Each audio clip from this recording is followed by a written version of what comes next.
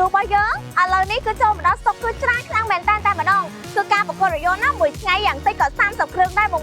ការកោតរងចាំឥឡូវនេះគឺលឿនខ្លាំងមែនតើតែម្ដងគឺរថយន្តរបស់យើងនឹងចូលស្តុកមកជាបន្តតែម្ដងហើយថ្ងៃនេះនាងខ្ញុំនឹងធ្វើការសម្ភាសពីចំណាប់អារម្មណ៍អតិថិជនផ្ទាល់ថាហេតុអីទៅគាត់ជ្រើសរើសយកប្រភេទ Salad Group យកទៅប្រើប្រាស់ក៏ដូចជាធ្វើការបញ្ជាការទិញអញ្ចឹងតោះទៅជួយជាមួយនឹងពួកគាត់ជាមួយនឹងនាងខ្ញុំទាំងអស់គ្នាឥឡូវខ្ញុំឃើញអតិថិជនមកទទួលរថយន្ត Salad Group មួយទៀតហើយតែចង់ដឹងពីចំណាប់អារម្មណ៍របស់គាត់តិចថាគាត់ឆ្លាញ់ឡានដឹងទៅលើចំណុចអីគេខ្លះដែរបងងាយសួរស្ដីបាទចាឃើញបងនៅចិត្តឡានចង់មកសម្ភាសបងផ្ទាល់ហ្មងចាចឹងថ្ងៃនេះខ្ញុំសង្សួរបងខ្លីៗថាសម្រាប់ Salad Group នេះបងគាត់ថាចំណុចអីគេខ្លះដែលបងឆ្លាញ់ពេញចិត្តពីប្រភេទ Saladគ្រូមួយនេះហ្នឹងហើយនិយាយទៅទី1អ្វីដែលខ្ញុំស្រឡាញ់គឺរៀងឡានស្អាតវាដូចស្ពណ៌និយាយទៅស្រឡាញ់រៀងឡានហើយមួយទៀតឡានហ្នឹងវាស៊ីសាំងតិចសំចៃឥឡូវរៀងសាំងថ្លៃផងចង់ដឹងថាពីបងមកវិញសម្រាប់ Salad Group របស់យើងបងស្រឡាញ់ពេញចិត្តទៅលើចំណុចអីគេខ្លះដែរបងសូម្បីចំណុចគេណាបងចំណុចដែលខ្ញុំស្រឡាញ់រថយន្ត Chevrolet គឺមាន3ចំណុចដូចជា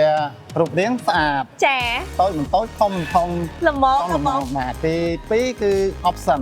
ចា option គឺល្អហើយចំណុចទី3ដែលសំខាន់នោះគឺវាជា brand របស់សហរដ្ឋអាមេរិកចាតែយើងមានទំនុកចិត្តក្នុងការប្រើប្រាស់ចឹងថ្ងៃនេះចង់សួរពីចំណាប់អារម្មណ៍បងចេះថាទៅលើ Salad Group របស់យើងបងឃើញភ្លាមស្រឡាញ់ភ្លាមឬមួយក៏យ៉ាងណាដែរបងសូមចំណាប់អារម្មណ៍តិចណាឃើញស្រឡាញ់ហ្មងឃើញស្រឡាញ់ហ្មងណ៎បង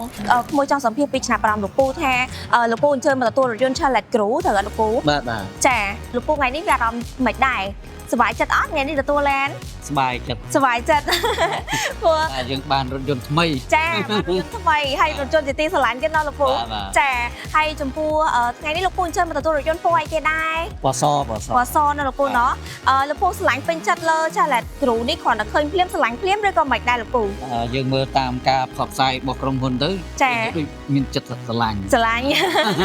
ហើយបន្ទាប់ពីមកមើលផ្ទាល់ហើយក៏ពេញចិត្តធ្វើការកក់តែម្ដងចា